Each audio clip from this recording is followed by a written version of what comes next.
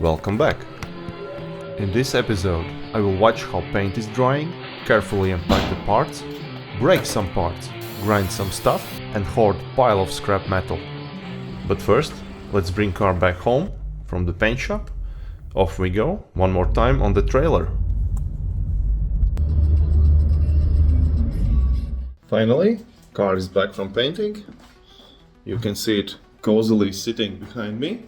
I will show you behind the scenes of the painting, and also we will try to tackle all the things under the hood today.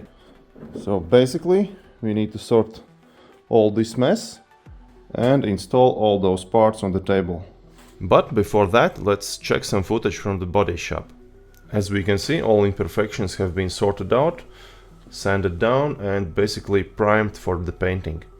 Exposed parts had more attention to them, and also all the welds has been grinded down and sanded and filled with the primer. Here is some footage from the paint booth. We are applying some masking paper and tape to cover all the parts we don't want to spray with the paint. After that, car will receive new coat of paint. Yes, we can argue I could paint it myself, but I wanted to be like perfect, so we went with the professionals. Exterior parts is already painted and sitting on jigs. Front bumper, crash bar, both fenders and hood all have brand new coat of grabber blue color, looking fresh. All the structural parts on the body has been painted. Let's take a closer look from the front, and basically the car is ready to receive the body panels. Maybe we overdid this part, as most of it will be covered anyways.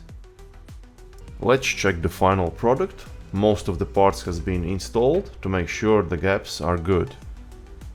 Let's take a look from the front and check those gaps between the front fender and the hood. They look nice on both sides. One more thing, here was little dent and scratch, so we also painted this part. Overall, I'm very happy with the finish, so let's jump back to the previous part. First, I will try to sort out this corner, as it will be a little bit easier, less things to worry about. So I need to install the air box and also take care of all these dangling wires. All these seemingly small tasks come together and leave big impact on overall project. At the start I was overwhelmed with the sheer amount of things that needs to be done. Now, not so much. There goes the clips. Driver's side sorted out, all wires in place. And also I managed to buy a replacement for the fuse box. It will come in few days. Until then, let's put back the broken one, but at the end it will be changed for the new one. Our next task is to install this huge ECU. Look the size of it. ECU will go there, into the passenger side, and on top of this we'll mount the fuse box.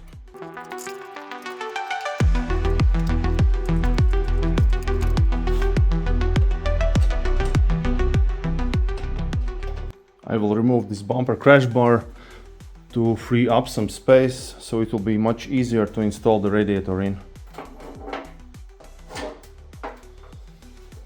Next, we are removing the intake pipe, as it is in the way of installing the radiator. Before we install the radiator, these bushings need to go in the subframe. And here comes our brand new radiator. Cooling radiator is in. Now we must sort out the oil cooler, and also we must understand how to put back the air conditioning. Oil cooler was straightforward, just 2 tabs and 2 screws, and that's it. I also bought this new AC radiator, as the old one was not leaking, but it was definitely not straight. So we'll transfer those shrouds to the new one and install it. Air conditioning ready to go back into the car. When the car will be one piece, of course we will need to refill the air conditioning system, as obviously when we disassembled it we just let it all out. And there we go, air conditioning radiator installed. Next is AC plumbing. The cap, the pipe, the screw, and we're done. Our next task is to install this AC hose. AC line is in, so it starts from here, then there is the mounting point and it connects to the main line there.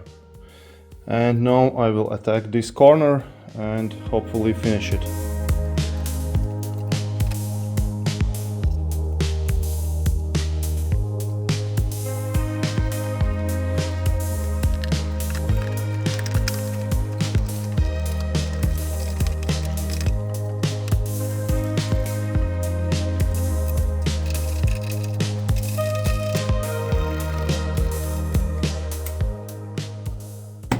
Corner finished. So, spare fuse box is here. I actually got good deal. It was only 50 euros, but it came with all the relays and all the covers. So today's task is to change this broken one, and we actually will gonna plug all these wires back to the ECU and take care of this mess of the wires. Let's start with taking apart the fuse box, basically reverse of installing. And with a little bit of struggling, here is our defective fuse box cover. Here is brand new second hand, and let's put it back.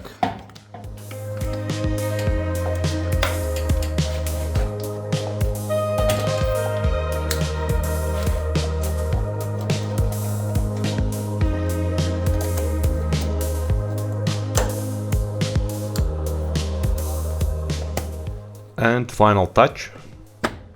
Next task is to connect all three plugs into the engine control module or ECU. When it's done, then next is ground wires. In this section just two of them. Radiator bracket to firmly hold it in place. Clips and screws for expansion tank, and a then satisfying clicking sound. Windshield washer reservoir. It wasn't definitely cheap. In goes the battery, negative terminal, positive terminal. Battery is in, so let's try to start it up. Okay, neutral, brake.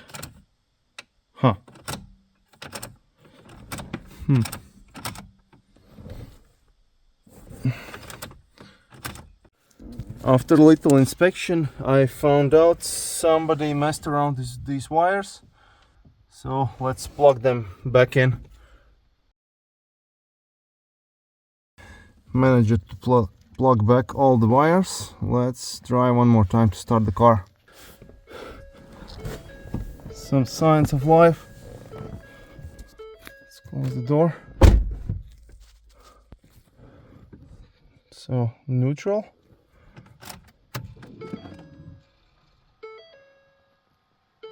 Okay.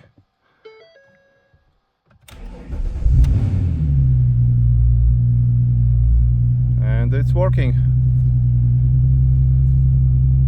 Let's install brackets for hood damper. Hopefully I will no longer need to prop the hood on the wooden plank.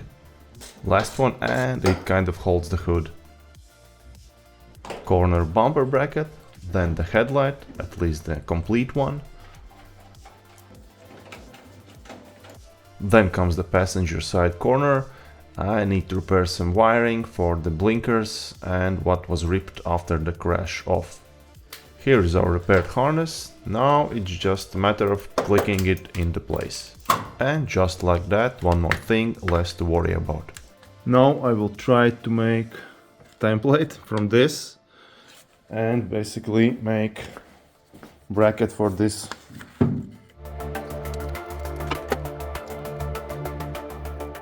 Template is ready. Here is my old radiator cover, and I will use it as material for creating this bracket. I will try to use this spot, as here is little raised lip, and it fits nicely with the template.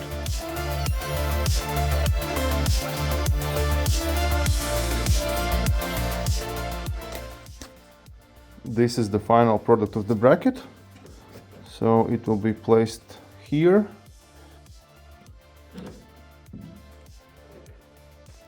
First rivet in, and now we just need to make sure the bracket is sitting into the right place. 3 rivets, it's enough. like this with the spacers behind. And last thing what we need to do is to mark the holes here. So this is the final product. I think it looks really good. This is the original and this is what I made. Headlights are in. One and second. And here is the bracket we made.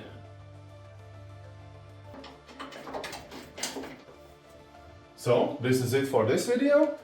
I think we did well. In next video I will be putting back the front bumper with all the parts I ordered, and as well I will reveal how much the car cost and how much I spent on all the parts for this rebuild. So stay tuned and see you next video. Thanks! What we have here, let's try to get better look. I think the front bumper looks good.